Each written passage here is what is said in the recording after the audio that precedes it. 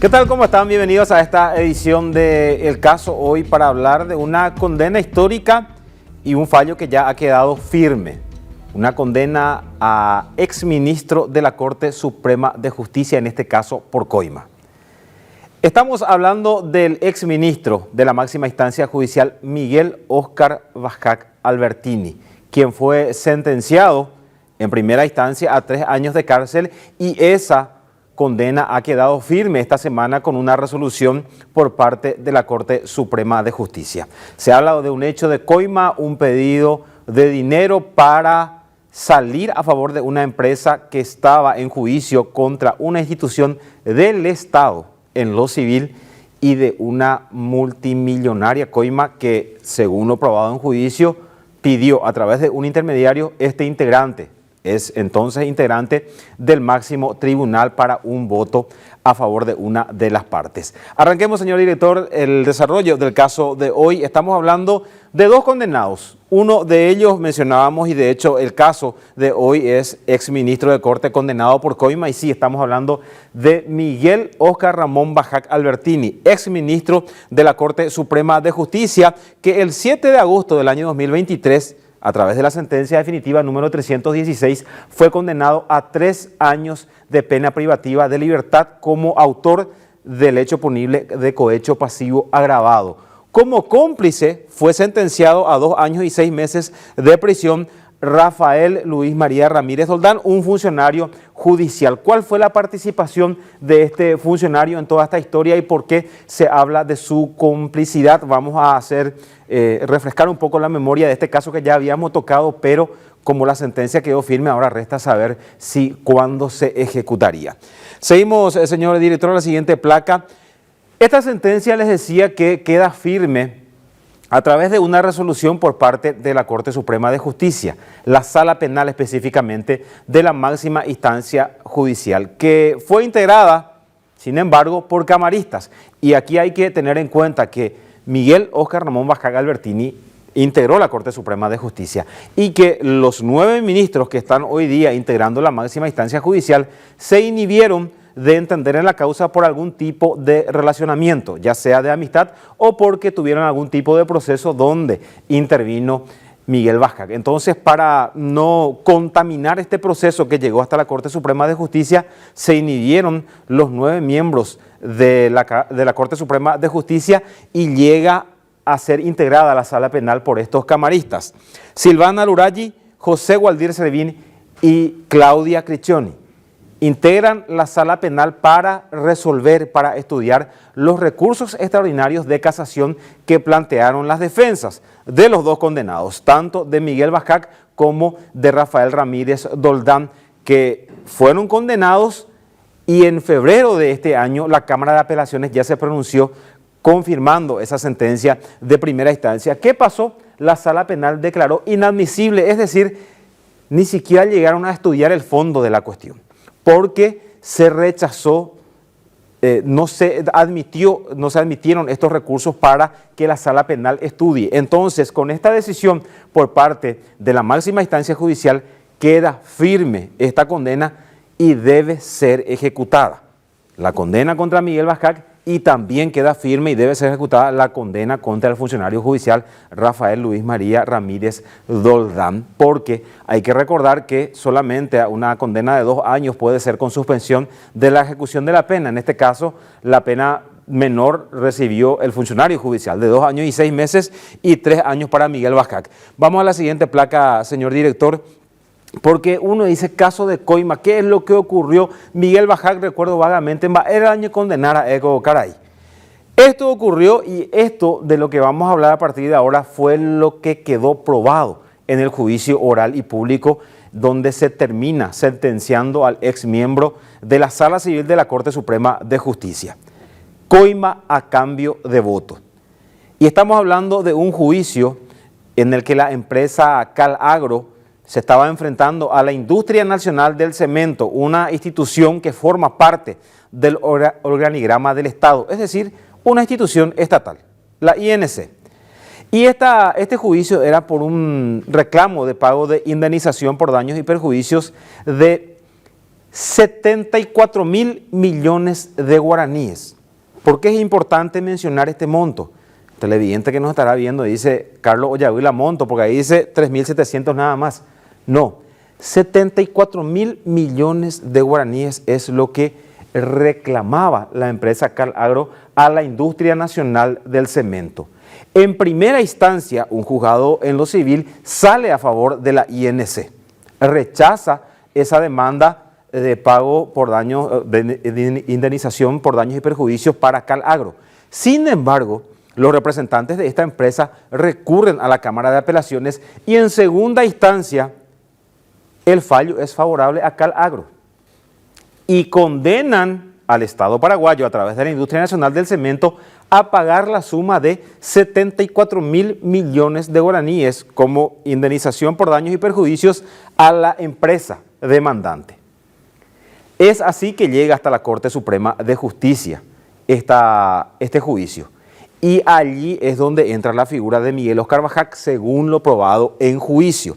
¿Por qué hablamos de 3.700 millones de guaraníes? Porque justamente según este fallo que ahora quedó firme, Miguel Óscar Bajac Albertini pidió una coima correspondiente al 5% del monto del capital. Recordarán ustedes que el fallo decía INC debe pagar a Calagro 74.000 millones de guaraníes. 10% de 74.000, 7.400 millones. El 5% es lo que solicitó, según lo probado en juicio, Miguel Bajac para votar a favor de Calagro y confirmar el pago de indemnización para esta empresa privada. Es por eso que el monto de coima que solicitó Miguel Bajac quedó en 3.700 millones de guaraníes.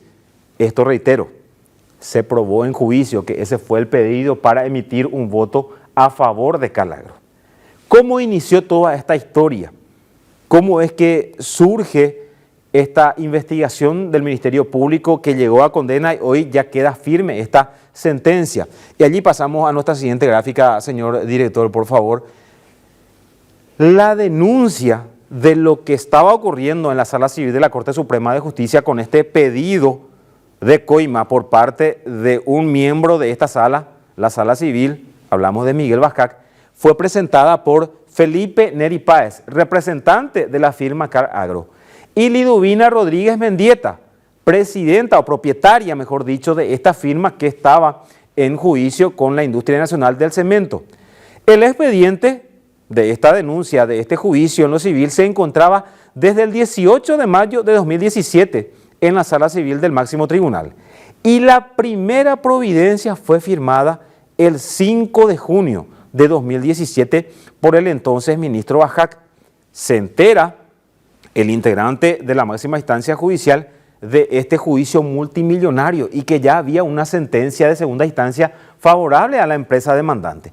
Es allí que entra él a hacer la jugada, ya dicta la primera providencia y allí surge el pedido de coima o ese pedido del 5% del capital total a los representantes de la empresa. Ambos presentan esta denuncia y allí surge toda la investigación fiscal.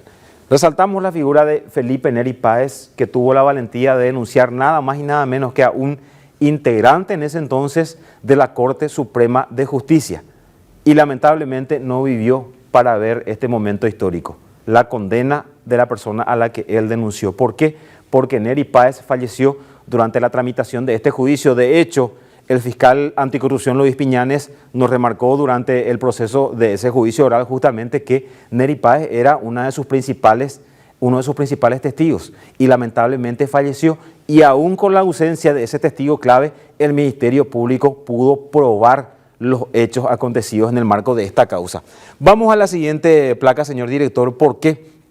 Porque Miguel Bajac, y esto justamente fue lo que probó en juicio oral y público el fiscal Luis Piñanes junto a su entonces colega Victoria Acuña, quien después de obtener esta sentencia favorable en primera instancia se acogió al beneficio de la jubilación. Ya Luis Piñanes después obtuvo la sentencia favorable en segunda instancia y también en la Corte Suprema de Justicia.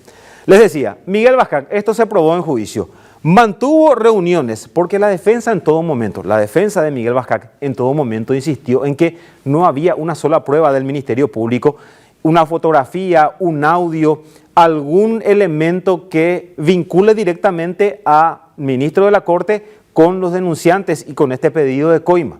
Sin embargo, mediante las pruebas producidas en el juicio por parte de la Fiscalía, se demostró que Miguel Bascac mantuvo reuniones tanto con los representantes de la empresa Calagro, también en el despacho, mejor dicho, de Bascac en la Corte Suprema de Justicia, aquí en Asunción, y también en su oficina particular que tenía en su domicilio.